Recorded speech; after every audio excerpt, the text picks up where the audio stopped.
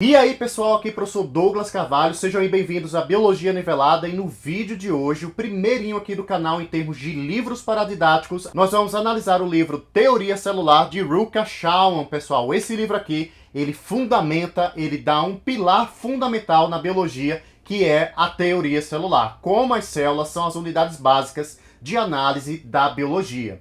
A biologia é uma grande ciência que tem três pilares principais, pessoal, repete comigo. Citologia, evolução e DNA, genética, pessoal. Esses três pilares são fundamentais para você entender a biologia moderna.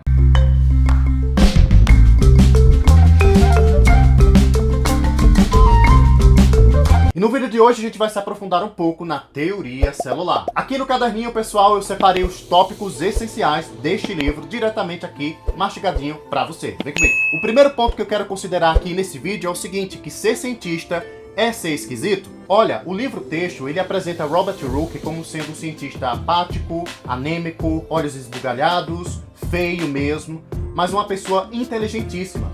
Muita gente, pessoal, começa a fazer estereótipo em torno do que é ser cientista. Lógico, os cientistas eles são muito inteligentes e focados nos seus estudos. E Robert Hooke não foge ao caso. Mas, para você ter ideia, ele nunca se deixou nem sequer se autorretratar na época dele, porque ele tinha aparência muito feia mesmo. E dá a entender que ele queria chamar a atenção dos outros cientistas e demais pessoas da sociedade por meio da sua inteligência. Esse camarada, para você ter ideia, por 4 encontros semanais, ele apresentava invenções diferentes e experimentos diferentes. O cara era demais. E além disso, Robert Hooke, ele é o precursor do termo célula. Porque debaixo do próprio microscópio de 2 lentes que ele fez, ele pegou, sabe a cortiça? Aquela tampinha que a gente coloca em garrafa de vinho? Pois é, ele pegou uma cortiça, seccionou ela e começou a analisar debaixo do próprio microscópio e ele viu estruturas que pareciam mais prisões ou celas. E a partir de então, Robert Hooke, que foi o que ele fez, pessoal? Ele começou a analisar aquela cortiça e começou a perceber a semelhança com essas células e chamou essas estruturas de células. Só que, pessoal, o que ele enxergou não corresponde às células atuais que a gente na biologia moderna entende. O que ele enxergou foi, na verdade, vasos condutores das plantas. Então toma como nota, a gente pode atribuir a Robert Hooke o termo célula, mas não a invenção da teoria celular. Beleza? Vem comigo. O segundo ponto a ser considerado é que ser cientista é ser mais que curioso. Robert Hooke era uma pessoa super curiosa, mas muito superficial. Isso é muito ruim, principalmente quando você faz vários estudos ao mesmo tempo e não se aprofunda em nenhum. Outro ponto a ser considerado é que desenvolvimento técnico e tecnológico não quer dizer desenvolvimento científico. Professor, como assim? É justamente o que você acabou de ouvir. Muita gente acha que, quando eu tiver aquela grande tecnologia, os meus estudos científicos eles vão melhorar bastante. Com certeza, eles podem melhorar, mas não é exclusivamente por causa disso que eles vão ter melhores resultados. A consciência e a forma de enxergar a natureza é mais importante do que o próprio equipamento que você está utilizando na pesquisa.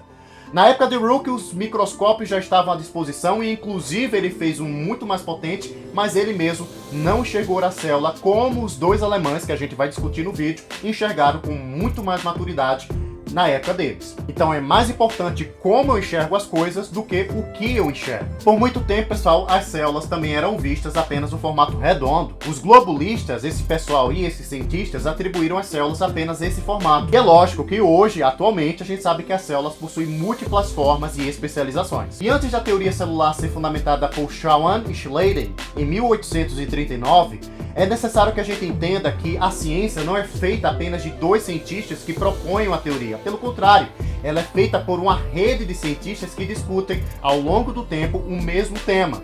E lógico, de forma muito mais aprofundada à medida que o tempo vai passando. Então você como estudante tem que entender o seguinte, que ciência não se faz sozinho, se faz em grupo. E o próprio Robert Hooke, ele frequentava uma sociedade chamada de Royal Society. E dentro dela, nessa sociedade real lá na Inglaterra, ele podia aí apresentar os seus experimentos e colocar em pauta se eles eram válidos ou não, ou se os seus estudos eram realmente embasados em meios científicos. Antes de a gente entrar na teoria celular, a gente vai fechar o raciocínio aqui com o Robert Hooke em termos de cientista, porque ele contribuiu além da teoria celular para a própria paleontologia. O camarada era fera. Para você ter ideia, ele começou a explicar sobre como determinados fósseis de peixes eram encontrados no topo das montanhas.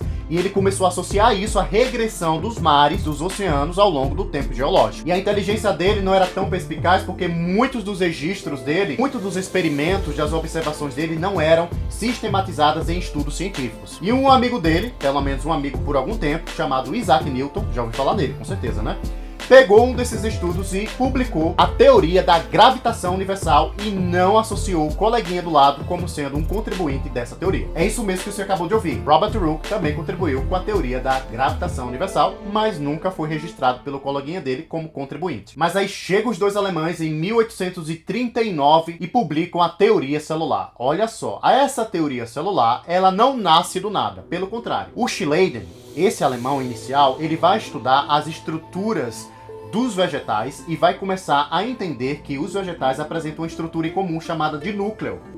E o núcleo, portanto, hoje se sabe, está fundamentalmente relacionado com a multiplicação de células.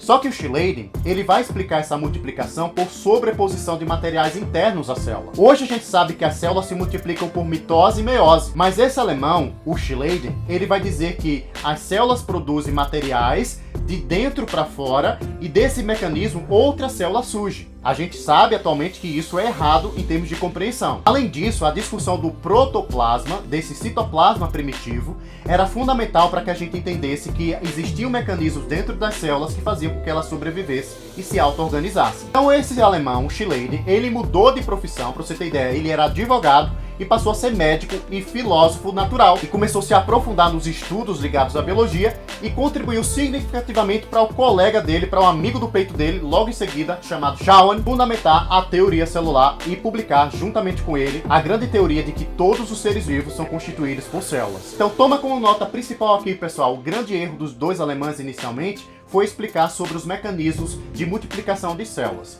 Eles não explicaram como sendo mitose e meiose, como a gente entende hoje, mas apenas como sendo sobreposição de células umas sobre as outras, beleza? E a teoria celular, ela tem alguns fundamentos muito essenciais. O primeiro deles é que a unidade básica da vida é a célula. As células, elas se auto-organizam e têm a capacidade de gerar outras células. E essa teoria, ela coloca em xeque aquela teoria da abiogênese, a teoria que diz que todo ser vivo pode vir do nada, sabe? Pode brotar do nada de um ser metafisicamente falando superior. Então essa teoria da abiogênese, ela vai ser colocada em xeque definitivamente a partir da teoria celular. E o Theodor Schwann, esse outro alemão que propôs a teoria celular, ele vai dizer que existe uma força de dentro para fora das células que permite que elas se auto-organizem, que elas possam se multiplicarem. Hoje nós entendemos que essa força que ele tanto falava se trata do metabolismo energético das células. As células apresentam metabolismo de tal modo que elas podem crescer, se dividir e se multiplicar por mitose e meiose, como nós entendemos hoje. Mas na época de Schwann, ele vai propor isso como sendo uma força que vem aí de dentro para fora da célula, beleza? E o mais incrível da teoria celular é que ela é resultado da amizade de duas pessoas que não competiram para publicar um estudo científico, diferentemente daquilo que ocorreu com Isaac Newton e Robert Hooke lá no passado. Isso nos inspira a dizer que ciência é colaborativa, pessoal, e que não é feita apenas de uma única pessoa,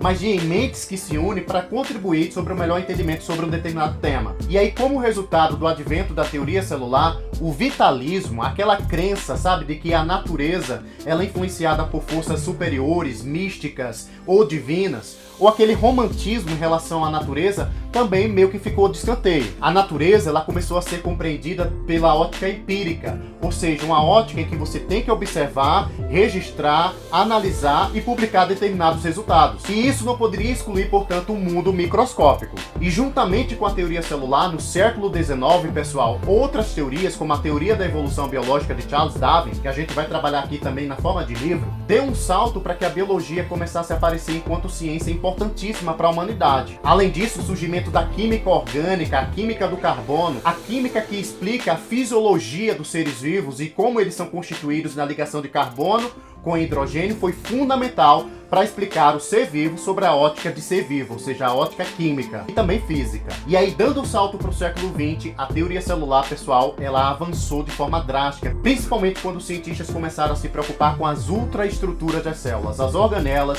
e os constituintes moleculares das células, como os carboidratos, como os lipídios, como as proteínas e os monômeros que constituem cada uma dessas biomoléculas, inclusive o próprio DNA. Associado a isso, a biologia celular e molecular na década de 30 fundamentou de forma definitiva como a biogênese ela não existe, de como a vida é constituída num teor físico-químico e como a alteração da célula influencia na alteração do organismo como um todo. Contribuições significativas advindas da patologia ou grande ciência do surgimento das doenças. Então aqui, pessoal, de forma resumida, foi a teoria celular, a teoria que fundamenta que todo ser vivo é constituído de célula, um conceito fundamental para que você entenda toda a biologia do ensino médio de forma inteligente, de forma perspicaz, associando aos grandes outros temas como genética e evolução. Se inscreve no canal porque a gente vai trazer outros livros textos para discutir aqui. Lógico, a gente vai contribuir muito significativamente também com questões do Enem e com vídeo aulas de biologia por aqui. Sou o professor Douglas Carvalho, gratidão e beijo no coração. Falou!